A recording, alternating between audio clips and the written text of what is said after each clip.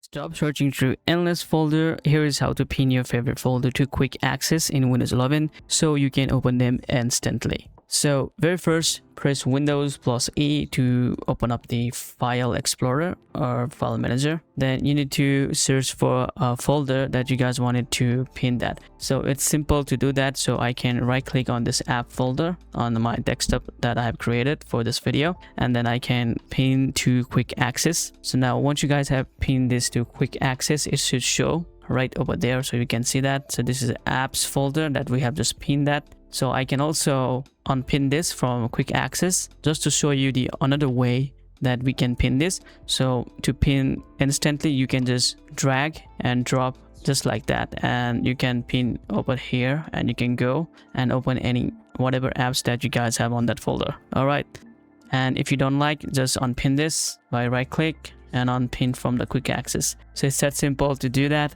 If you guys find this video useful, then hit the subscribe button. Thanks so much for watching.